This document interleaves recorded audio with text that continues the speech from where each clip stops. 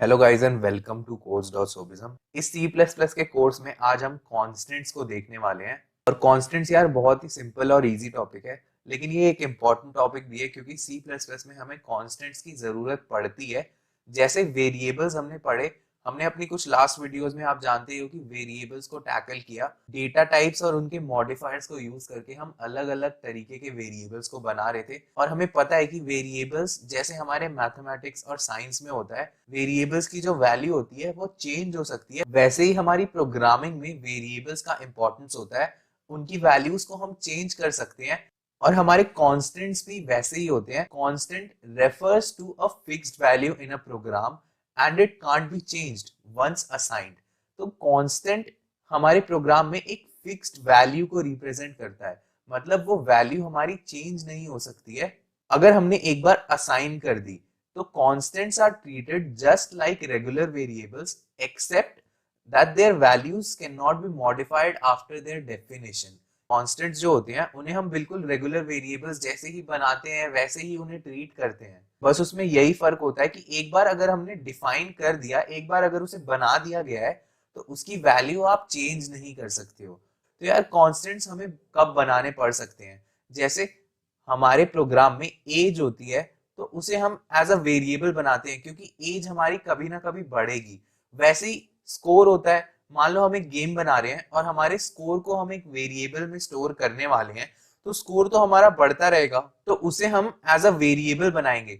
लेकिन जब बात आती है कांस्टेंट्स की, तो हमें कांस्टेंट्स बनाने होते हैं ऐसी चीजों के लिए जिनकी वैल्यू चेंज नहीं होनी। जैसे हम बोल सकते हैं कि अगर हमें पाई की वैल्यू बनानी है, अपने प्रोग्राम में पाई को यूज करना है, तो यार हम पाई को एक वैल्यू ही क्यों ना दे दे।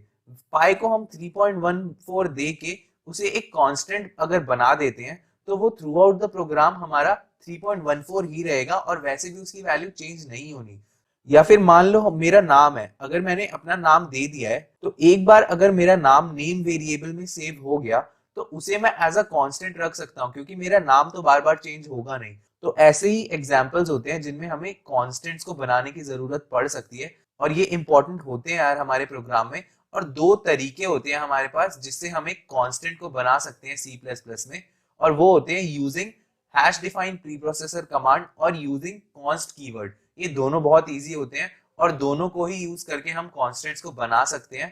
तो हम जल्दी से चलते हैं अपने VS कोड में और देखते हैं कि कैसे हम हैश डिफाइन प्री प्रोसेसर को यूज कर सकते हैं और कैसे हम कॉन्स्ट कीवर्ड का यूज करके अपने कांस्टेंट्स को बना सकते हैं।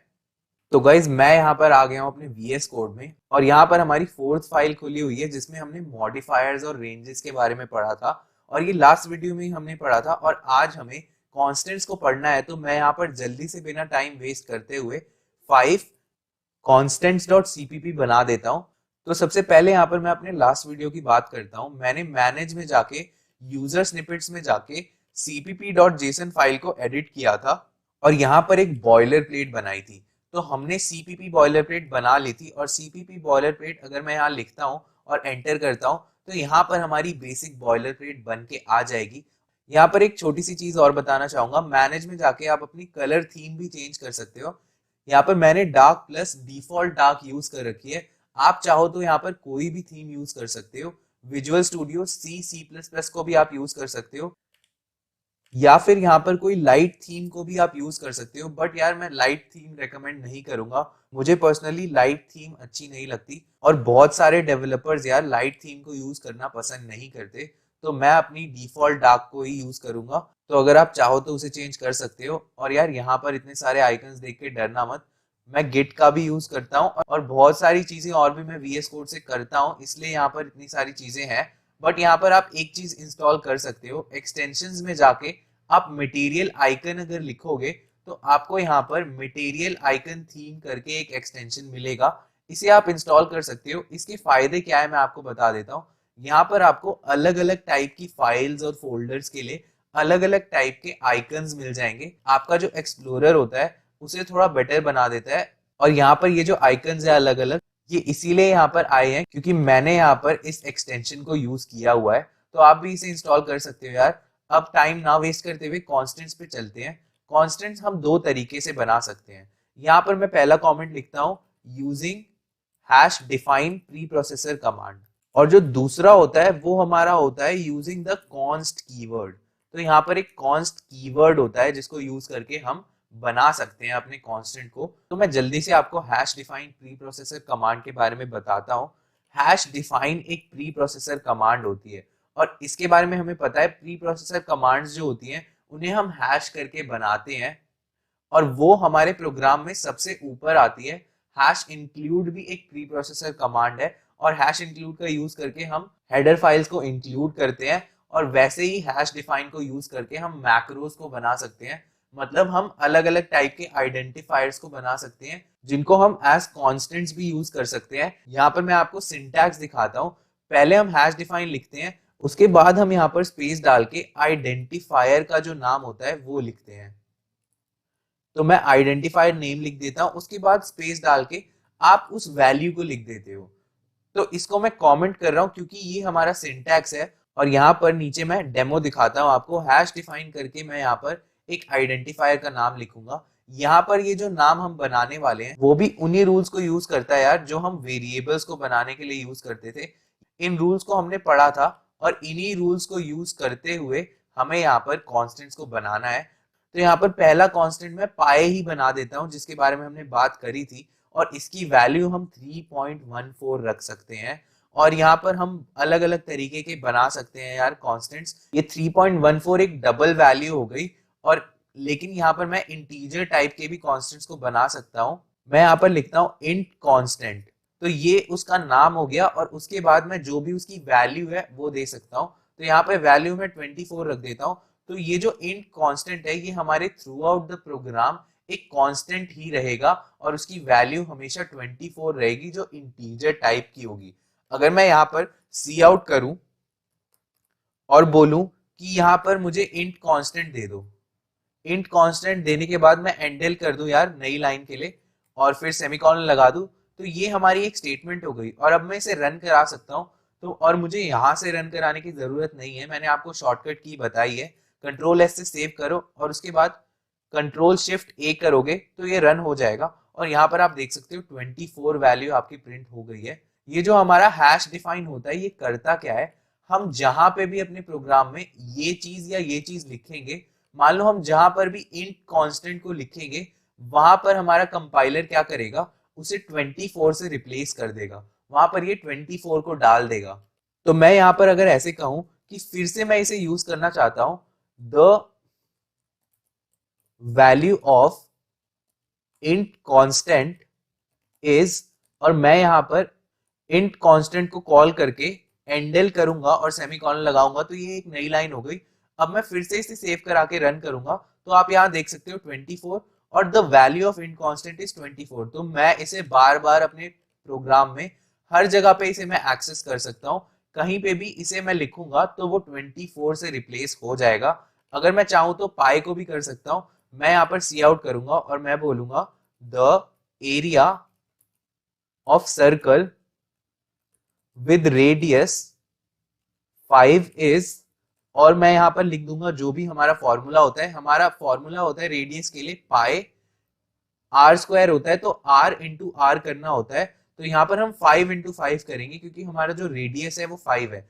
और अगर आप यहाँ पर चाहो तो ऐसे भी कर सकते हो, एक वेरिएबल बना लो इंट रेडियस इक्वल्स 5 और उसके बाद यहाँ पर आप रेडियस दे दो और उसके बाद यहाँ पर एंडल कर दो, तो आपका वो काम हो जाएगा।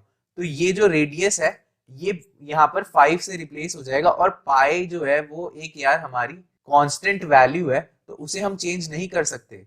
और रेडियस हमारा एक वेरिएबल है, इसे हम चेंज कर सकते हैं। हमने अभी एक ऐसे सर्कल का एरिया निकाला है जिसका रेडियस 5 है। मान लो हमें इसे 6 करना हो, हमारा जो सर्कल का रेडियस है वो अब हमें 6 करना होगा, तो हम यहाँ पर चेंज कर सकते हैं। मैं यहाँ पर लिखूंगा रेडियस इक्वल 6, तो उसकी वैल्यू चेंज हो जाएगी। और अगर मैं इसी लाइन को कॉपी करके नीचे ले आऊं और उसके बाद यहाँ पर पेस्ट कर दूं और मैं यहाँ पर बोलूं 6, तो अभी रेडियस की वैल्यू 6 हो चुकी है। लेकिन हमारा ये जो पाई है यार ये एक कांस्टेंट है और इसकी वैल्यू हमेशा 3.14 ही रहनी है। कंट्रोल एस से सेव करके मैं इसे फिर से रन कराऊंगा तो आप यहाँ पर देख सकते हो, मैं आपको आउटपुट दिखा रहा हूँ। इसको आप चेक भी कर सकते हो कैलकुलेटर से। तो आई होप आपको समझ आया हो कि हम कैसे एक कांस्टेंट को बना सकते हैं। इसकी value throughout the program हमारी 3.14 ही रहनी है। अगर आप यहाँ पर ऐसे करने की कोशिश करोगे कि हमारा जो पाई है उसकी वैल्यू 45 कर दो, तो यहाँ पर प्रॉब्लम आएगी। और यहाँ पर देखो रेड लाइन आ रही है, ये बोल भी रहा है expression must be a modifiable value. मतलब ये जो पाई है ये एक मॉडिफाइबल वैल्यू है ही नहीं, क्योंकि ये जो हमारा पाई होता है वो एक्सपैंड करेगा 3.14 में। ये एक कांस्टेंट है जिसकी वैल्यू को हम चेंज नहीं कर सकते। इसको अगर रन भी करोगे तो वही एरर आपको दिखाएगा। तो इसको मैं कमेंट कर रहा हूं और मैं यहाँ पर लिख रहा हूं नॉट अलाउड। तो हम पाई की वैल्यू को चेंज नहीं कर सकते। एक तरीका हमने देख लिया जिससे हम अपने कॉन्स्टेंट्स को बना सकते हैं। अब मैं आपको दूसरा तरीका दिखाता हूँ, यूजिंग कॉन्स्ट कीवर्ड। और यूजिंग कॉन्स्ट कीवर्ड क्या होता है? मतलब कॉन्स्ट एक कीवर्ड होता है यार, जिसको यूज करके हम कांस्टेंट वेरिएबल्स बना सकते हैं। मतलब हम वेरिएबल्स को ही कांस्टेंट में टर्न कर सकते हैं। मैं अगर कहूं कि इंट स्कोर, अगर मेरा स्कोर अभी 56 है और यहाँ पर मुझे अपने स्कोर को रोक देना है, और मुझे यार अपने स्कोर को 56 से ना आगे बढ़ाना है ना पीछे करना है, और मैं चाहता हूं कि पूरे प्रोग्राम में अब मेरा स्कोर 56 ही रहे, तो मैं क्या करूंगा? बस इसके आगे कॉन्स्ट लगा दूंगा। और ये कॉन्स्ट लगाने के बाद मेरा जो स्कोर है वो 56 ही रहेगा। स्कोर एक कांस्टेंट बन चुका है। और जैसे हम मॉडिफायर्स को यूज करते थे, मॉडिफायर्स को हम अपने डेटा टाइप्स के आगे लगा देते थे, वैसे ही यार यहाँ पर कॉन्स्ट कीवर्ड भी होता है। बस हमें कॉन्स्ट कीवर्ड को लगाना है। मैं आपको सिंटैक्स बता देता हूँ। हमें कॉन्स्ट कीवर्ड को लिखना होता है। मैं यहाँ पे लिख भी देता हूँ कि ये सिंटैक्स है। हमें कॉन्स्ट कीवर्ड लिखना होता है, उसके बाद स्पेस करके जो भी हमारा डेटा टाइप है उसे स्पेसिफाई करना होता है। और उसके बाद हमें अपना जो आइडेंटिफायर या फिर कांस्टेंट नेम लिख देता हूं मैं। और ये जो कांस्टेंट नेम होता है इसे भी आपको एज अ आइडेंटिफायर बनाना है। मतलब वही रूल फॉलो करने हैं जो हमने वेरिएबल्स में फॉलो किए थे, उसी रूल के तहत ये नाम बनेगा। आप यहाँ पर अगर चाहोगे कि 8 स्कोर कर दो तो ये एक प्रॉब्लम देगा आपको। और अगर आप यहाँ पर अंडरस्कोर स्कोर करोगे तो ये प्रॉब्लम नहीं देगा आपको, क्योंकि अंडरस्कोर आप डाल सकते हो। आप एक आइडेंटिफायर बना रहे हो और जो भी नाम आप खुद बनाते हो अपने प्रोग्राम्स में उनमें वही रूल फॉलो करना होता है। तो हो गया। और कांस्टेंट नेम देने के बाद आप इक्वल करके जो उसकी वैल्यू होगी वो दोगे, और उसके बाद सेमीकोलन भी लगाओगे। जैसे यहाँ पर आपने सेमीकोलन नहीं लगाया क्योंकि ये हैश डिफाइन था। और हैश डिफाइन जो होता है वो एक प्री प्रोसेसर कमांड होती है। और प्री प्रोसेसर कमांड में मैंने आपको बताया था कि कभी भी सेमीकोलन नहीं लगाना होता। इसीलिए हमने हैश इंक्लूड आईओस्ट्रीम में भी सेमीकोलन नहीं लगाया था, और इसीलिए इन दोनों में भी आपने सेमीकोलन नहीं लगाया। और इसका सिंटैक्स ही यही होता है, यही रूल होता है। तो आपको यही फॉलो करना है। लेकिन जब आप कॉन्स्ट का यूज कर रहे हो, कॉन्स्ट यार आप ऐसे मान लो कि एक ऐसा कीवर्ड है, कभी भी आपको कोई कांस्टेंट बनाना है तो एक वेरिएबल जैसा ही बना के उसके आगे आप कॉन्स्ट लगा दोगे तो वो एक कांस्टेंट वेरिएबल बन जाएगा, और उसकी वैल्यू आप कभी भी चेंज नहीं कर सकते हो। और अभी आप इसे एक्सेस करना चाहो तो कभी भी कर सकते हो। आप यहाँ पर सी आउट करके स्कोर करोगे और यहाँ पर एंडल करोगे तो आपका स्कोर तो आ जाएगा। लेकिन अगर आप चाहोगे कि स्कोर की वैल्यू चेंज कर दूं मैं, तो वो नहीं हो पाएगा। स्कोर की वैल्यू आप 45 करना चाहोगे अब, तो ये चीज नहीं हो पाएगी।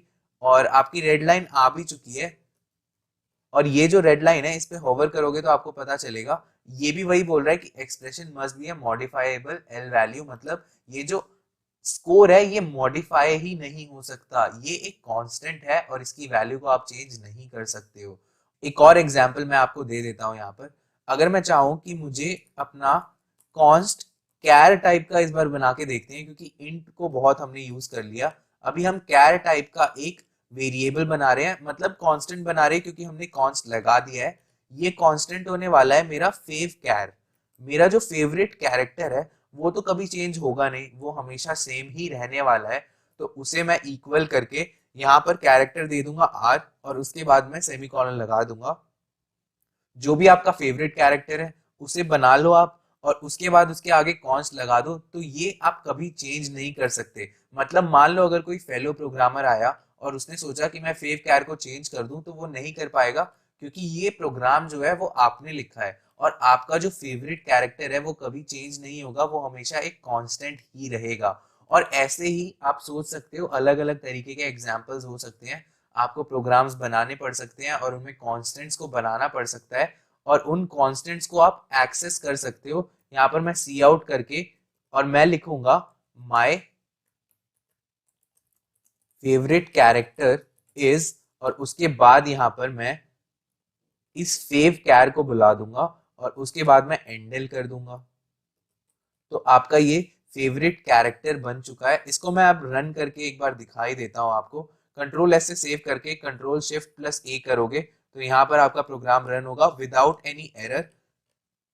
और उसके बाद यहाँ पर ये जो पहले की लाइंस है इन्हें आप छोड़ो। 56 देखो, आपका ये जो स्कोर था वो 56 था, तो 56 एंड में प्रिंट हुआ है। और उसके बाद आपका ये जो आर है, जो आपका फेवरेट कैरेक्टर है, वो भी प्रिंट हो चुका है।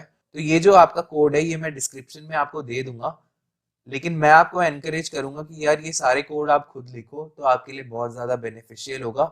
और जितनी बातें मैंने बताई हैं उन्हें अपने तरीके से यार कमेंट्स बना के लिख सकते हो आप यहाँ पर कंट्रोल स्लैश करोगे तो एक कमेंट बन जाएगा। और जो बातें मैं बोल रहा हूँ और उनमें से आपको लगता है कि आप कुछ नोट डाउन कर सकते हो, तो वहीं के वहीं आप नोट डाउन कर लिया करो, क्योंकि जब आप रिविजन करने आओगे तो वो चीजें आपको दिखेंगी, तो आपको याद आएगा कि किस फ्लो में मैंने आपको चीजें बताई थी। तो गाइज ये टिप हमेशा याद रखना कि हमेशा कमेंट्स के थ्रू अपने नोट्स बनाते रहो। कोड्स के बीच में छोटी छोटी चीजें लिखो जिससे आपके नोट्स बनेंगे और उसको आप जब भी रिवाइज करोगे तो आपका बहुत फायदा होगा। तो गाइज इस वीडियो के लिए इतना ही है। अगर आपको ये वीडियो अच्छी लगी हो और कॉन्स्टेंट समझ आए हो तो आप इस वीडियो को लाइक करो, शेयर करो लोगों के साथ। और आप सी प्लस प्लस की मेरी प्लेलिस्ट को जरूर देखो। सी प्लस प्लस मैं पूरी पढ़ा रहा हूँ और आगे भी अच्छी वीडियोस बनाता रहूंगा। तो guys thank you and I will see you in the next video.